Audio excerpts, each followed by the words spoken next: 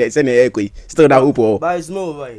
Oh, see. No, saying you over. I say a goes difference. Well, the Arsenal lady. Arsenal lady. Don't do go difference. Still Arsenal lady City. Saying you over. City are standing on boy and saying you hate me fan casem. A bit of a so baby no be lose. Until we and your fan still. Oko table so Arsenal na that first. Or table so City bona say on Arsenal be na City kwasha 1-0 still Arsenal the goal difference every City. Until you over. Arsenal ya yin na yin mi na wo kan yana. Na say you over. And omuna go be amateur. And after the game Latif wan bekasa. Why din wo na me hwesen ka ba bekasa. Why din me na Arsenal the mean ko kias. All right, and yeah, come on, miensa. Game 2 games, and I say, I say 3 games. I can see a course weekend way. Atletico de Madrid, Nefi and Cassisi way. Anya Crash, Champions League in the bed. When to me, and I say, bed, Yamano. Tinea, she said, maybe Copa del Rey, and Kitchedi. So, say that Achinash and IJ finishing. Sasso and Chelsea, and also Ireland. Atina Fiulusu. Brother, we are one Casa team. And afi a friend say Manchester City. He say no hopes na ko high papa. Say Manchester City the possibility say or major champions in friend say friend say EPL no 70%. Brother Mamisha as you feel so. Well, meche tie fo nyina so wonya adaje a anopa bia omutie. Na senior me kan the last time no. I still stand by it. Who is in control? Say still Arsenal in control of the league. Brother, and me kai say in 2 weeks. Me kai say I've not denied say me can be Asa. Can they maka? Arsenal will still win the league. Arsenal was like they are in pole position. They are in position. They see someone on that first. City are standing. By Thursday near you omojina bia. Fine. But City crown before Beshan I saw more than one. Before be overtake us and I saw more than one. The church say Ejuma or Homa Man City. They see the margin of error over Man City no higher. And I say there's no margin for error for Man City. For both sides, though, but Arsenal margin of error no a bit higher than Manchester City. Because they see Arsenal no that first. Who are we chasing no? You can't afford to drop any more points. What I say na make can say? Into Man City are standing now. You can say Man City was standing. No. Until say what about standing no win no. We can't say Arsenal will bottle the league. Yes, they are in position to losing their advantage. Man City so you say getting to the end of the season or more form be ya or more tidy rest season. And when they are in Pempi, especially under Guardiola no. Apropele omuma omotumia beji title na free Arsenal same for the past 2 seasons before Liverpool so then e beji free omum same. But me were matches mienu ana miense bia to me e be determine ni po beji league no. Yeah, my different. One, Arsenal next game against Newcastle. Arsenal any option bia than so be den obe win this game no. We know what Newcastle can do. But you say this season so Newcastle am form na den enye papa bia. So that match will be one of the defining points in the season. The next one Manchester City away to Bournemouth. Obiabe won say Man City form Man City per league age okosia Bournemouth. And then minim say nkofo bebre emphasize respect na ma Bournemouth okosia Man City, but Bournemouth in the last 13 matches in the Premier League omun lose game. So the team they are on the longest unbeaten streak in England right now.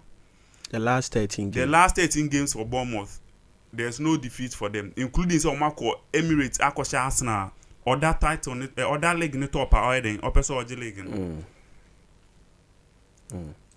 What else can so Bournemouth game can also be a deciding factor in the season. Man City with their form and then the players no more one and then their abilities no. I believe say matches now can and there's 6 matches no. Omo betumi winning na. But the major challenger also omo maneuver here. The Bournemouth challenge, especially say omo go away to the Vitality Stadium. Their last game against Aston Villa at home, yes, in Aston Villa, they are fighting for Champions League place. but Man City at home on the final day against Aston Villa no it will be difficult for Aston Villa. Do you understand? Ebia na by that time so na Aston Villa so secure Champions League football already. Ebia na or in the final of the Europa League. They say we win it and as our final of Europa League. Na say we secure Champions League place against City no I'm not sure say obe committee ne ho nyina because ebia Europa League final no will be there to say obe win. It ebia if after that game Kobo Europa League obe to arrest players for the City game. So that game they me year free they deciding what factors in the matches are many ato so say ebetumi deciding factors and I say deciders in the title race no baako Manchester City away to Bournemouth Vitality and Arsenal at home to Newcastle. Nienti ama signal Bournemouth there no is because of say Man City away. And think Man City home there and that one they betumi as take your head out for Man City so bedding. Obetumi secure win no. These are the matches are a bit determined. But once I'm Arsenal, that's so that league in the top on it there. To me, I still believe they can win. And then I could tell that from the demeanor of the players, the attitude of the players. Even though City are shown, City are close in the advantage. They didn't look say they've lost something. Which mean who Declan Rice or catch the players and they say it is not over. It tells you say they have what? They have the belief that something can still happen. Meaning say from now onwards, in say Arsenal person or league, he needs to win the games ni nyina. Now Osanche more goals. For the two teams involved, the margin of error is what is very low for them at this particular point. But especially for Man City, only they are very very low because Arsenal are not at top. Obetumi abo draw back but why we chasing you can't afford to draw points. What I say na make na say into say near altar no engineer ya and as near altar no engineer ya why we bian no see den engineer nti Arsenal no obey den obetumi lose one game but why we time no you can't afford to lose because you lose now so lose the points is still the same. The point gap no ever remain the same. The only way I'll be to me catching is I'll drop a point. I will say we need to cover the points. Do you understand? And I'm Man City, so giving their form and then everything, they are able to what? To capitalize. I'm going to take advantage of that. And until I'm single out the Arsenal Newcastle game. So if Arsenal it me a win against Newcastle next weekend, all the remaining matches Arsenal will win. Yes. All right. Now share we so Chelsea ne Manchester United another see there Chelsea ne Manchester United but at least for now Manchester United your mama page home so kakra they say I Manchester United under Michael Carrick no Tama Carrick ebe take over no na United and Chelsea were almost level on points and as na Chelsea AS United na points gap near kakra but they say as I'm talking to you now Manchester United are open 10 points gap on Chelsea. Biwom 10 points gap no aka 5 matches in the season. You cannot catch I'm not sure say you catch them before you do that and they have to lose for at least four of them. It is not possible. And as I'm not catch on. We lose no can also say we win. O lose 4 na say we win 4 ni. And I can lose no say also win na. O lose na when we win I say the point gap no still na be the same. And I'm do you think say coach Uzina is the man for the job? It wasn't time for him to come and take the team. But as I said no in perform omudi team nani no. You know that the direction I want person omudi team no echo. On Saturday against United, one fan Ebeka said the sporting directors are trying to turn the team into Brighton. And clearly you say no more your money amana. Utumi Jitum said that is what they are doing. Most of their recruitment, every their sister club Strasbourg. Next season, Emmanuel Emega Ebeba. Before that, Mama Dusa, every Strasbourg, Eba Chelsea. And Chelsea will play beyond so in Colonna, Strasbourg, Ubehu and Andre Santos. My sister said, Valentino Baku. And so a possible say over to me every Strasbourg, Abba Chelsea. Enciso Ulen Enciso enum nyina benchi well ofi Chelsea na okọ Strasbourg nti akoye say omo titi players but me players na me question can say these players na mo born do you think say they are Chelsea materials? nti na me tell say because of the direction they are trying to what tone it's making it difficult for the team to actually what challenge. And no can be now some of the players they are voicing out their frustration. Obi to say Cucurella. So can say yes, the project is good, but if the project no be to me I executing now, you need 1 or 2 experienced hands. Your back line yet now say open experienced defenders you don't go and bring Mama Dusa na say oba or THC no or understudy na Osuya now we're going to the position. Look at the back line Badiashile Tosin or more harder dada. And so edu match you are not able to play them. You play Jarrell Hato and or your left back in that position. So why not invest in the team? Chelsea a very good team. Don't be disrespectful with the midfield. What Chelsea is lacking is experienced centre backs. And then let's say one quality goalkeeper. Sanchez at the beginning of the season show a little glimpses of say obi to me take that mountain, but do baby so or sign show the normal Sanchez na yenim. So I think Chelsea their new direction of team no per se and as the owners person the team no corner ama Chelsea be do some pempen so we. But o hwe match na nkasa nso a the coach I don't know, he prefers to build up patiently. Patient build up, papa. They don't threaten opponents. With patience, Chelsea is a Champions League FNC team. That's a patient. Bones and one Champions League. I'm talking about how they play, set up, patient build up. Say we no aboma we, they don't threaten. Into Chelsea versus United, now you can't count 3 clear chances never send Chelsea eche. One clear chance me kai Enzo Fernandez Bobia Onyaya Oboya efa pool no.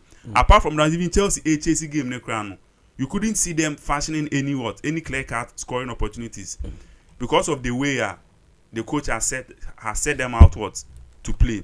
Enzo Fernandez play a bit to say Kopama. He looks a pale shadow of himself. And Kopama yenim no ojina ball so anema otumi de ball ne hwe Enzo Manchester Bruno Fernandes since Carrick Bayern he's enjoying himself, he's free operate onya ball not Chassis bia o mai wa hwe into he's rolling and a players and so they give him options but hwe Chelsea team now there's no movement. Chelsea nya ball na players so ojina say ojina winger e ho no ojina there's no movement in and around the box for Kopama to even say ball pass Biatum. Oh yes, now look in the last 4 league games Chelsea in share go. In the last 4 league games Chelsea in share go. You can't and you won't mean Korea Champions League with this performance. So see Chelsea are 7 points away from Liverpool. So now no Liverpool anymore. And I mean at a point now Chelsea lead Liverpool almost 4 points. They say Liverpool the fifth slot now able to me amount. They say Liverpool occupy mo no so be 7 point gap. They say Chelsea are level on points with Brentford. Chelsea are level on points with one other team. I think Bournemouth or Brighton, one other team. Enra anka Everton it me share Liverpool anka Everton ba be sign Chelsea. Bournemouth. So also 1 point. So the only 1 point behind Brighton and Everton and 2 points behind Sunderland ahead of them. The only thing that Chelsea the BT teams see Brentford anyway in a goal difference. Because they are level on the same points. Do you understand? It's Chelsea there I think said the season there it should be over for them. I'm not sure Chelsea be to me secure Champions League football this season. It is the fact because the remaining 5 matches in our for Chelsea be born. Or we Liverpool me or Anfield. Or we Spurs are all fighting for relegation. Or we last match or we Sunderland. Or Stadium of Light. You say Sunderland so the whole season we lose just one game of fear. Or about Nottingham Forest are also or try to avoid the relegation. Intending Chelsea matches now for Chelsea. No, they are not small matches for Chelsea. And then with the way they are playing, I don't think they can even pick up more than 5 points in the next 5 games. No more born. Liverpool super so or consolidating the place in the Champions League spot. No, to be difficult for Chelsea. But there's one criteria in England can get 6 teams in the Champions League. So maybe that will be the only way Chelsea can still finish 6th and get Champions League football. And that condition is for Aston Villa. Say Aston Villa be finish 5th in the league. So of finishing 5th in the league now he has already qualified for Champions League. Now almost say then a win Europa League in count. What I say? That is the only condition. So Aston Villa finish 3rd or 4th in the league. Now say or Europa League, there's no Champions League football for 6th. The only way no say Aston Villa ever finish 5th. Now I say Europa League no because then the league position will pass on to what to the 6th position in the league. Now or no the Europa League qualification Akobo Champions League. But say of finishing in the top 4 there already no we secure the place. Liverpool are finishing 5th. Into no better then ever take that spot. And so that's Europa League spot no. Okay. Wait there 2 minutes now. Touch it. FNC. Sociedad. Maybe 1 minute. Be now 1 minute for FNC. Tottenham. So Sociedad Atletico Madrid. For me, the result was a bit shocking. Yes. Atletico Madrid, as we all know, especially season never been in the performance on the regular season. Is the La Liga now? They've given up on the La Liga, but where they know that they can actually win something, or more focus, especially in the Champions League. Almost no muji Barcelona film in the Copa del Rey semi-final. Recently, league now they rest players. They don't use their usual players to play in the league. And not just say they've given up on the league, knowing say they will still secure Champions League football. Almost me have finished within the top 4. No mind. Almost secure Champions League football. Into going into that game against Sociedad, and I was expecting saying at least and they could finish the game in regulation time and end penalties because game there in the game of once I have penalties there, it is everybody's 50-50. What Americans? Because even the experienced players, the best penalty takers, can still miss. It been a 2 Julian Alvarez. He will hardly miss a penalty. But it do that stage, when the stakes are high, or Messi, and then they went on to lose. And now Mikel Oyarzabal also once in the final Bobiano. Or go from Euros to the Nations League, and then some of the Copa del Rey finals now. Wabono. I think for Sociedad there is a good step for them considering say the way they are season aircon because they are not doing very well in the La Liga this season. Until it will be something they can take and then be proud of for their failing season. Okay. And then Spurs Tottenham then they say it's becoming difficult for them. Can they survive? There's one game going without the game back over because when West Ham and then Crystal Palace. Spurs survivor Spurs be league man so be relegation will depend on the game between Crystal Palace and West Ham today. But the repercussions can affect whether they will stay because as West Ham 32 points. Spurs 31 points. West Ham Crystal Palace now just say move 4 points off from Tottenham. And I giving Tottenham recent form and so they say they can recover a 4 points gap. The Aston Villa, Chelsea. And now home form and so any encouraging. The only way maybe our Spurs can have high hopes is for Crystal Palace to beat West Ham. And also they only say it's just 1 point. And now West Ham so baby. Now so to me when you win 1 game corner, one sign home. but say 4 points are there near a bed dim Asaka 5 games now. And games no crown games now space ebesi abon e din and against Chelsea no so over Stamford Bridge over Aston Villa are also fighting for Champions League football. What I say nti e bed din e bia ya nhwe na bia na yenu aketwa Mohamed Kudus na okobo championship e ba na so dey na Starboy status na eso beti oh championship there Kudus sombo Latif Mufti yeah then also fire mu kakra na ki Mufti na dika me chamra get your phone na Mufti over the weekend big matches so maybe a deciding match for the league e been so yeah say like almost pray free zone now we am call relegation but as a 2-0 now form which is the landing based teams team Arsenal and Tottenham Hotspur. Arsenal going into that game no Mufti say one match ni bia obefi say bia na Arsenal money wo fam and ran ade ba ko Arsenal ne say na Arsenal had like a classic of chances upon chances omo team ball no e ko shepo no me na ko bopo no na epie chances upon chances and going into that game na what history Arsenal versus Man City na history in favor Arsenal especially Etihad Stadium on na na in favor Arsenal ntino na I was say Arsenal it may be extraordinary na ultimate winning City game ni members of na City abani fi abeshan just recently our cup game intina was ultimate bibia timi no the redeeming on our say winning before the game me was say people were like first started posting Premier League trophy say omo da ba Etihad Stadium on omo da be see one so na me nim na nti omo the trophy ni be see Etihad Stadium one dra say omo dey kire say born na deciding match then dra no omo be born na say then up to now me mente ase me nim na nti omo the trophy ni be see Etihad Stadium on ti no na yi na ya hwe say ye nim say Arsenal winning match na kom the trophy ni yema na say there's a point gap no your matches bo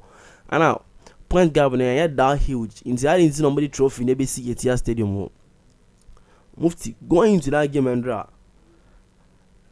Mikel Arteta ekasa before the match and Pep Guardiola and so on also by online episode I am Pep Guardiola before the match off na match na bragging rights na was 3 points now we are just hoping say na the Gunners no ebitima bibi edi amam fans ma endra match no metime wini Etihad Stadium no made stadium lead no Mikel Arteta ran so online your app the kogi when mu say see I hope player ba ko our form we City team ni ma Ryan Cherki boy no our form here pa Ryan Cherki since of international duty ni ba no why unstoppable Donnarumma and at that point ni made Man City and a brand friend Matthias Nunes Kusanov and Maguire already on na 4 backs now omo gine mu at the Man City team no ohwe Kusanov na ohwe Matthias Nunes e was can there na ke yaka sample from so of Arsenal team no with omo attack e Berechi Eze Kai Havertz na brand FS and Noni Madueke no na ke was say in any other day omo team twifa brand FS and Matthias Nunes and Kusanov yet Kusanov mo pejon wedding bobon ye edit Arsenal midfield ni Abrante Fenze Bernardo Silva and Rodrigo Cascante and Ryan Cherki Antoine Selem Semenyo and Jeremy Doku and Abrante Fen Ellen Brad Haaland we mu na Abrante Duba ko mu ginim e bobon dem Man City in other hand no yeni name said goalkeeper David Raya there why from last season but he hits or da pomo on say no money boy was 3 power a game between on this season no na ya your market get error me nim say history na back Arsenal e o Man City match ni mu no say omo kwasa game ni mu a omo defenders omo panic o say den say golf and dra o hwe goal na Ryan Cherki ya de share na and won say players ni team hwe ma Ryan Cherki etimi twen sa ball na team de ko e ko share Arsenal but yet omo to omo bo e hwe boy na ma boy ni kita ball na o prepare boy na de kwa e share na enye ade e fata abrante friends William Saliba ni Gabriel Magalhaes on be gina wo ahwe Ryan Check na wabo sa ball Mikel Arteta e wo Hincapié Gabriel Magalhaes William Saliba na Christian Mosquera when I am branded and I am gina chiri ya de man Arsenal the Gunners no say in any other there's a Julian Timber ni wa Christian Mosquera and say Ben White no on be team gina the right side of the defense no abo ball no ye e dey am Arsenal team no but yet Endra oma Jeremy Doku etwifa ni so ye pa Martin Odegaard El Capitano Zubimendi and Declan Rice omo na midfield drive na Endra omo gine mu edema Arsenal team na Abrante Eberechi Eze Kai Havertz Noni Madueke so of the absence of Abrante Bukayo Saka Antino Noni Madueke and ogine mu edema Arsenal team no the only player Andra otimi eya ade o Arsenal team no e we chire o Julian Saliba Kai Havertz kra go na o share anything na man the ratings etimi course ro into say Andra Arsenal were trying to do something but yet now hard luck Arsenal team here passing over Andra na hard luck coach no try so Martinelli ebebeji Noni Madueke or the Trossard Eberechi Eze or the Ben White by Ebe Mosquera ano or the Victor Gyökeres Ebe Zubimendi efi game nim aha ana asem no coach ye ko game wonu say some match we a important match e dey ma Arsenal fans ni na ne Arsenal team as oh in the some match we no kuma starting 11 na and I say starting players na ode o previous matches na and ya na be tactical change bia say o de kotia Pep Guardiola I was ultimately lining up players or best players in ultimately lining up. Now, ultimately, call Equay Jumana Mao, simple, of a stadium one, not enquire easy Mao. But coach Mikel Arteta decided to say, Obe Benchy, a brandy, a friend said, Victor Gyökeres, now or the Kai Havertz Akobo. The previous match, you only say the side and draw or the Eberechi is a cowboy, and I want a third in the boss. So, Nanka, coach, no. Betsma say obe drop the midfielders no either to be Mendy and I say Odegaard obe drop ba akono di Eberechi Eze akojina ba or try say double pivot no to be Mendy and Declan Rice no omo defensive like no na Odegaard and you know my name no e pushing him and force say and they on for Eberechi Eze and ball rings to one ma Eberechi Eze and Ra when so Arsenal team now and Ra must start here no he is the flop Arsenal team now feel bench by and a player when so into man ball no Eberechi Eze go off Abrante for Matheus Nunes shall discipline here pam when me am boy game no to expectation na Arsenal fans no ehwehwe no It's Andra Mikel Arteta na no one shebere ehye ni same say enko betima we be boa ne ho etimi dey redeeming image say na nsem o mo kafa no in previous season say ono dey why say a Netflix into no every season be we ma ya train next season you know ama brother and yeni na ye defend my brother crab catch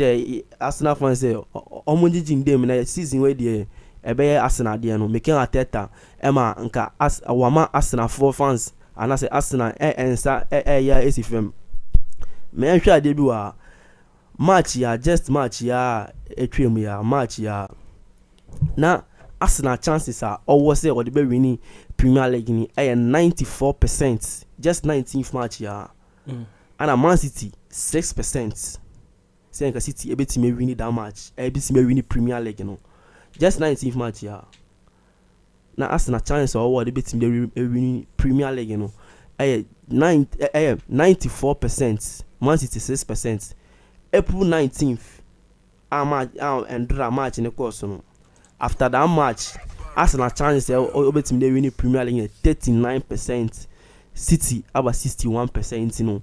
See I go against City better chance obe win Premier League than Arsenal. After match na Andrea Bass she say Arsenal on one shebere abehye ni same o bie ga bu ni Man City ananka o chance ni bia say nanka ne ekodu ya wanka e was Arsenal win 4 matches to us no ultimate G Premier League in a simple bar Man City a close gap now when Baraka 3 points with one outstanding game at City be won just Wednesday here by obebo outstanding match on meeting see Arsenal celebration is same we no matches ni na aka weekend obebo match ewo Emirates Stadium etia team reference Newcastle into no see our celebration with him Mufti Sunday yesterday season na yetina aka say Arsenal bet me win league no I say see there it's not over yet though it's not over see so we need the matches ni na bet me ayi ba see yan hwe say Arsenal e bet me ayi bi am there na me expectations me what the man Arsenal say on be win league no eso atia aba from into ni hwe na Mikel Arteta na the boys no e bet me ayi sa remaining games na kan me hwe no bet me ayi odi we ni kire the other hand team reference Chelsea the Blues bridge in so Otna bridge in so we physics coach Leon Rosina Otna pitch in say Otto inside the frame Michael Carrick an interim coach Manchester United the team na man say ombra na on baby be and from Manchester United team no into no bridge in so no Chelsea the Blues etina fie inside the frame Manchester City na some match na a big match here pass off now bragging rights and United fans na Castle media the Chelsea fans and so Castle media na Chelsea for going to that game na me name film am say on me team dey win that match off now on previous matches na enye in the Premier League nim so na me nim na enti ana on GDS and say on be win that match next year Manchester United bia na omubo home no entiana na omo da have me so metime win etia Manchester United there but I don't know sick of now our last 3 matches in the league not even one goal na washe sana brother di kankan no on share one goal po intina me nim vim omo bia na omo nim so they are going to turn things around fear one and match go Saturday they are going to turn things around now omo share Manchester United Chelsea the last 4 to 5 matches about Mufti Chelsea lose it here Manchester United which is Saturday 1-0 or lose it here Man City on the 12th April 3 goals to all on one fee into Manchester class me no ma vesting on my band fee or land one no 2-0 na Arsenal Man City Arsenal 3-0 and United Arsenal 1-0 over the weekend Chelsea lose it here Everton Champions League 2 leagues in Olusia Chelsea lose to Newcastle or San Lusuma team reference Arsenal into Chelsea the last Chelsea last 6 matches about the only winner Chelsea nya the last 7 matches about the only winner Chelsea nya Portville or share Portville 7-0 no asa Chelsea Lusuma Man U Olusuma City Olusuma Everton Chelsea 3-0 Everton fee Olusuma PSG Olusuma Newcastle and Olusuma PSG home match ni bi no the last 7 matches about Chelsea just one win away and no crown pono lower division side na Chelsea ni nya me hu say na who be say Leon Rosina or a better man for the job or yes na Chelsea aka challenge say they sacking papa your friend say Enzo Maresca no and here with performance being into on the palm no almost say mutually almost on one say and obi a depart ko but say who departing with Enzo Maresca na okofa Strasbourg coach when say Chelsea there on Strasbourg there same ownership into who departed with around TFN as papa your friend say Enzo Maresca now offer Leon Rosina from Strasbourg expectations near low one into no ultimate born home again Strasbourg now ultimately to talk Abramovich Chelsea what the coach behind there what the Leon Rosina and there so for a year there Strasbourg in India Mufti number pair friends to Bali and Baghdad the Bali mo side decision you take here no makes me say be west decision on me take this sense on before Chelsea team in the golf Leon Rosina oba na the track record there then Mufti obe coach team expectations no high ama sa team no omo champions league na sa team ni nim kra enye de ya bo champions na Chelsea ni ma enye de o so of Chelsea be kasa obe de dey actually Chelsea fans omo kasa intino say Chelsea fans ni kasa sa more football ni ya de intino obe for team expectations ni o soro o say o di Leon Rosina neba meanwhile na your coaches bebre see ni ma o metimi aya de aboa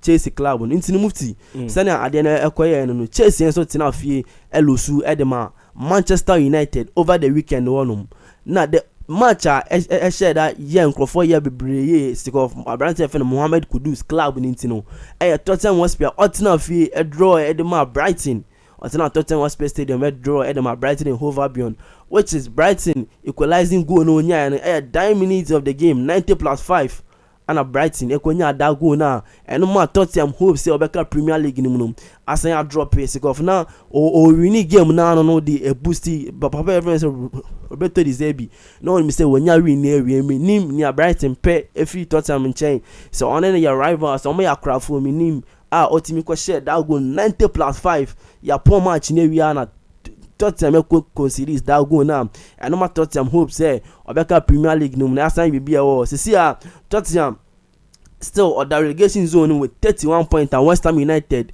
and then ending with 32 points and there's a West Ham to win match or to me winning match in the panel or standing lead in that 4 pointer and I'm Tottenham hopes in the other form and you know they see Kudus Mohamed there minimum say team relegation on board Tottenham was because for a star boy into no or be fit with Marco your Ghanaian brothers Fatal Isaac ni Jordan Ayew so omo fi Premier League na ko championship omo fi championship asa ko League 1 instead Isaac mu akọ Division 2 England one see omo fi championship Division 1 no asian ko League 1 na Division 2 yanka Ghana ha nti Jordan Ayew ya captain ye dey no ko World Cup no see Division 2 omo champions mo na any Blue Skies mo ana ebo Omako Division 2 Leicester City Premier League winner just like recently Omoji Premier League you know were declining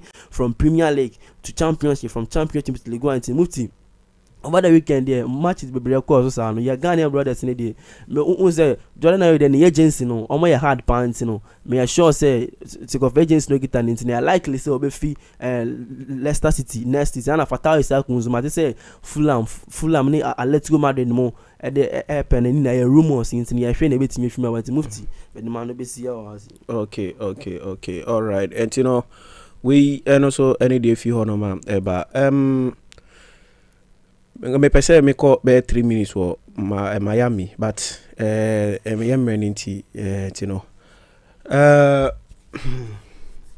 055-305-2363 055-305-2363 055-305-2363 055-305-2363 also beti my friend na also the work no ode aba na ma me ma 2 minutes na yen hwe MTN FA Cup no sisi yenya finalist Nations FC eko saso na Dreams FC so almost a qualifier almost omoko na me shock games we nya result no shock me media mapa na eduana kasa omokasa ye sanka season we ko omo betimi akwaje MTN FA Cup no akwakoye ade a ewo ho no brother o follow ye to me monitor kakra but senior yes standing man no say Ghana dey say MTN FA Cup obi anya but sometimes since we enso no na ye pay teams say won betumi compete because what abeje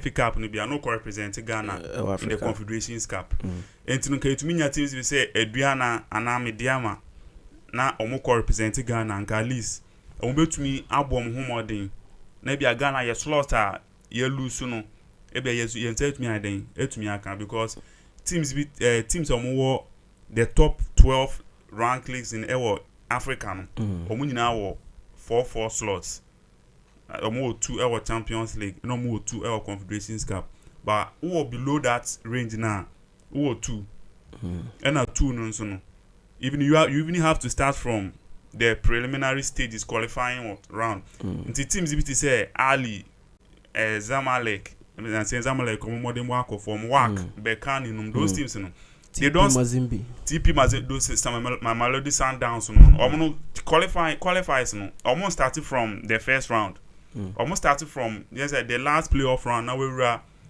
group stage no until at least more greater chances of qualifying to the group stage but I started for the first round now you play about 2 or 3 matches before I will do that stage no na fianse okako sia Raja Casablanca na work no ebe sa no ebe din nti fa ne say Dreams FC any Nations FC yes obi anyo obi a but Nations FC how can they stand a team like let's say WAC?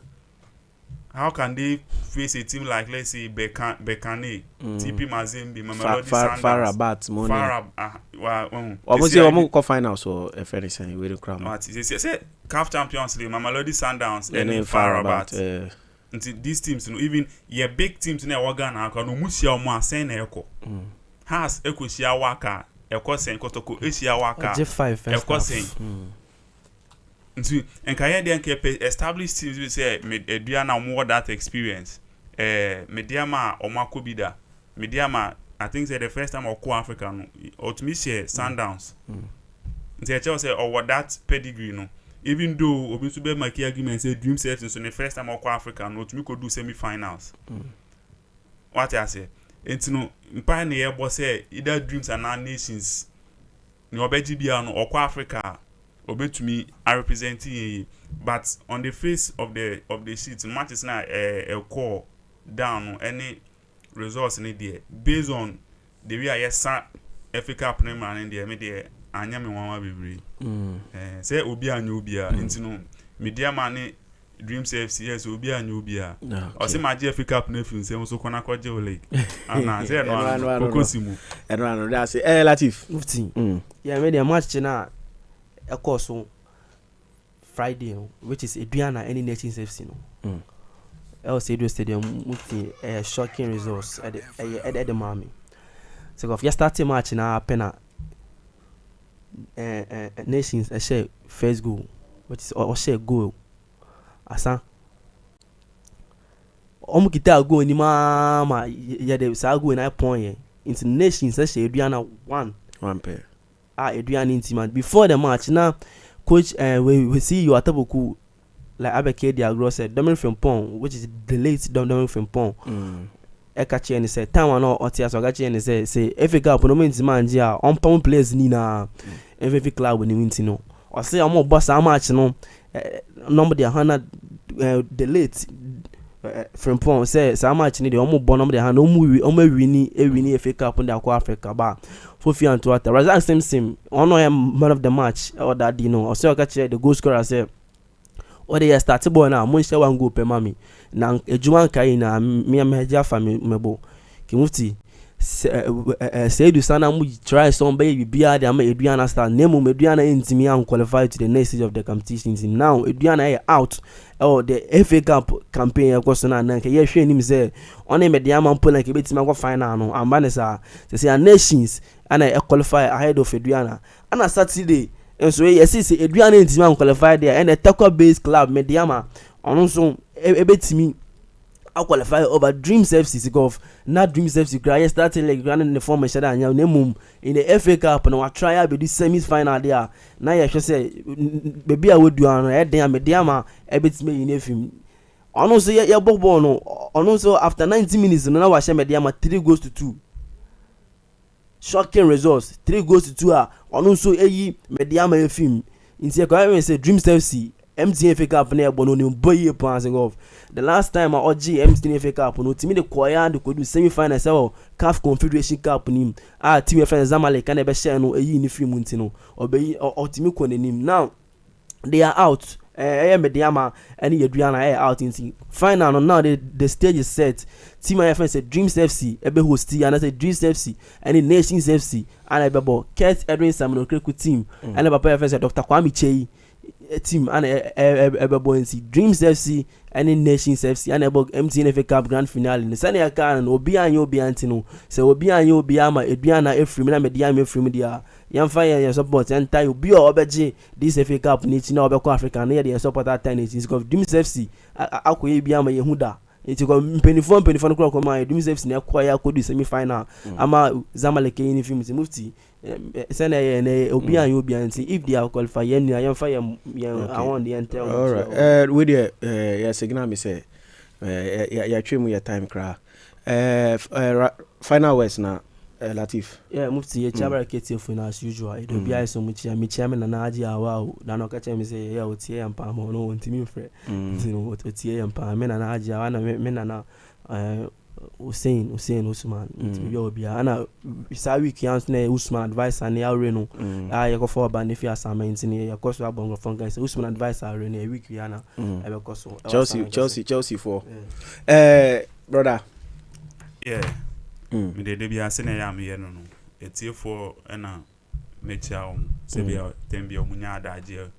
Etie Swiss to Baraka na omutie mecha obibia. Okay. Echina so yebese abesomo. No. Tino we anase aha na mbrema mai kwan ema enadwumedie no yedi besi yeda mo ase se munya mre ede eyemufidie no etimi ede to Baraka 98.7 FM breakfast pause a boso mu kan ho ema yede bra yede besomo ewo hase no minua Latif Usman ono so ebeka me ho asaso na eye brother eno so ebeka me ho hase ne yede we na abrem nyambo ochena yebesa atena ase na de wo hodom no yede abrem eno yambo ochena de komo we bre na ene wo hodom na yebeba be discuss ema bibia so ebekọ so wano eno so ewo hanom tino ha me amidi dwumade nchame Mohammed Mufti stay safe, stay out of trouble na bibia so ekoyi a nyambo ochena yebesa ai atena ase na de wo hodom bia no yede abrem yakramo